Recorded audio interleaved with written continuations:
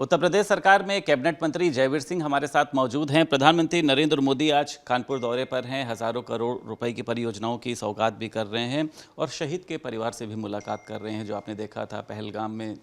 तो इसको आप किस तरीके से देखते हैं? तो ऑपरेशन सिंदूर के लोगों से मिलना, कानपुर में पहुँचना।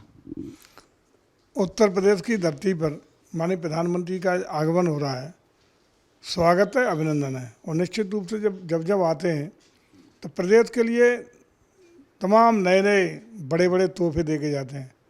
विकास की तमाम योजनाओं के लोकार्पण की बात हो, शिलान्यास की बात हो, नई परियोजनाओं नए प्रोजेक्टों की स्वीकृति की बात हो, बड़े बड़े तोहफे आदरणीय प्रधानमंत्री के दौरे में निश्चित रूप से मिलना तय होता है।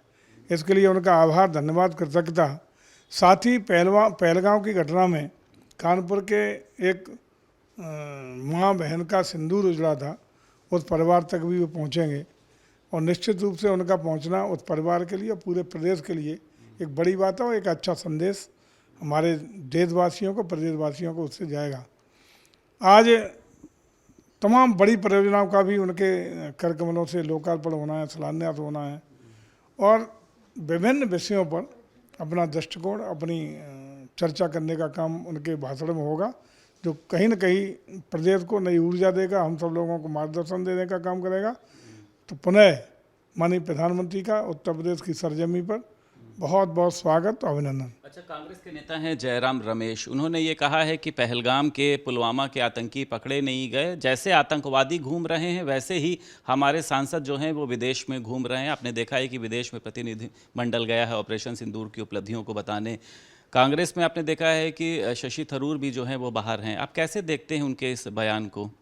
देखिए, कांग्रेस के जो आंतरिक कलह है, आंतरिक अंतर्विरोध है, वो सतह पे आ रहा है और उसी का परिणाम है कि खींचतान का एक वातावरण बना है और उसी के परिणाम स्वरूप, उसके ही प्रतिक्रिया स्वरूप इस तरह के रिएक्शंस, इस तरह की बयानबाजी आए दिन हो रही है और ये सिद्ध करती है कि कांग्रेस में सब कुछ अच्छा नहीं चल रहा है, कहीं न कहीं कुछ है। पीयूके को वापस ला सकते हैं, रेवंत रेड्डी ने ये बयान दिया है और ये भी कहा है कि प्रधानमंत्री नरेंद्र मोदी जो हैं वो 1000 के नोट जैसे बैन हो चुके हैं। राहुल गांधी अगर प्रधानमंत्री होते तो पीयूके वापस ले लेते। देखिए, मुझे लगता है जो आज की तारीख में जिस तरीके से इन 11 सालों में देश का वातावरण ग्लोबल रूप से पूरे विश्व भर में आदरणीय मोदी के नेतृत्व में बना है, जिस तरीके से भारत की प्रतिष्ठा, मान सम्मान और धमक बनी है और जिस तरह से भारत आर्थिक और सामरिक शक्ति के रूप में उभर रहा है, पीओके के अच्छे भारत की ओर अट्रैक्ट होंगे कि हमारा विलय भारत में हो जाए, क्योंकि अच्छे व्यक्तित्व के साथ, अच्छे देश के साथ, भारी भरकम और आर्थिक रूप से ताकतवर के साथ सब जुड़ना चाहते हैं। तो पीओ को भी भाग के आएगा और पाकिस्तान भी चिल्लाएगा कि हमारा ही विलय कर लो, हम भारत के साथ हैं। और जिस तरह के आर्थिक हालात पाकिस्तान के, दिवालिया की दहलीज पर, दिवालिया होने की दहलीज पर खड़ा है, निश्चित रूप से आज नहीं तो कल आंतरिक गृह युद्ध होना है, मारकाट होनी है।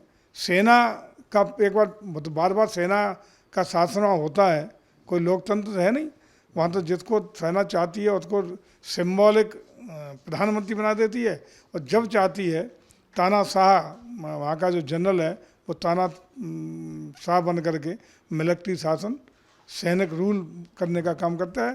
तो ऐसे अस्थिर देश के साथ कौन प्रांत, चाहे पीओ के हों, सिंध के लोग देखिए, बलूचिस्तान देखिए, विद्रोह की स्थितियाँ हैं, तो खुद ही छिन्न भिन्न होकर टूट फूट होने जा रही है और पाकिस्तान तहस नहस सुतह होने जा रहा है। अच्छा, सिंदूर दान करने वाले पे आप लोगों को लगता नहीं है भाजपा घिरती हुई दिखाई दे रही है? कांग्रेस इस पे हमला कर रही है कि आपने तो सिंदूर की कई सारी उपलब्धियां गिनाई थी कि हम दूसरे के नाम का सिंदूर क्यों लगाएंगे। ऑपरेशन सिंदूर का जो है वो भारतीय जनता पार्टी राजनीतिक लाभ लेने की कोशिश कर रही है। कई महिलाओं का कहना यह है कि हम उस सिंदूर को नहीं लगाएंगे। तो क्या ज़रूरत पड़ गई आप लोगों को घर घर सिंदूर भिजवाने की? तो सुहागन तो अपने पति के नाम का सिंदूर लगाती हैं, तमाम लोग कह रहे हैं। हम लोग कहाँ घर घर सिंदूर भिजवा रहे हैं? हम लोग तो शादी के रस्म में सिंदूर की, तमाम दहेज की, दान की, जो हमारा समाज कल्याण है, जिसमें गरीब महिला, जो बेटी अपने माँ बाप पर बोझ न बने, उसके हाथ पीले करने के लिए, उसकी जानदार शानदार तरीके से वैवाहिक कार्यक्रम को संपन्न कराने का काम करते हैं। वो तो अकेला सिंदूर नहीं, हम लोग तमाम दान दहेज की चीज़ें जो रोज़मर्रा की ज़रूरतें हैं नव दाम्पत्य के लिए उसको मुहैया कराने का, उपलब्ध कराने का काम करते हैं।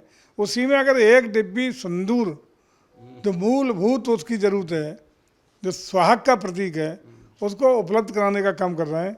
यहाँ से अलग क्या हो गया या विचित्र क्या हो गया? एक आखिरी सवाल है सर, अखिलेश यादव ने एक ट्वीट किया है कि पहले तो पुलिस बनाम पुलिस होता था, अब अधिकारी बनाम अधिकारी हो रहा है। कल आपने देखा था आयकर विभाग में 2 आईएएस अधिकारियों के बीच में मारपीट हुई है। कैसे देखते हैं आप इस घटना को और अखिलेश यादव के बयान को?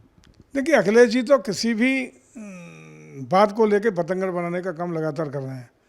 2 अधिकारियों के बीच में वाद विवाद हुआ है, मारपीट की स्थिति तक पहुंचा है। हालांकि वो गंभीर विषय है, ये सब नहीं होना चाहिए था।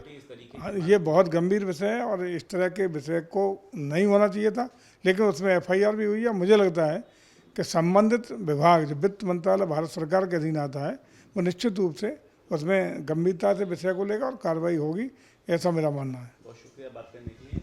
उत्तर प्रदेश सरकार में कैबिनेट मंत्री जयवीर सिंह हमारे साथ मौजूद थे। लखनऊ से वीडियो जर्नलिस्ट रोहित के साथ संदीप खेर, भारत समाचार।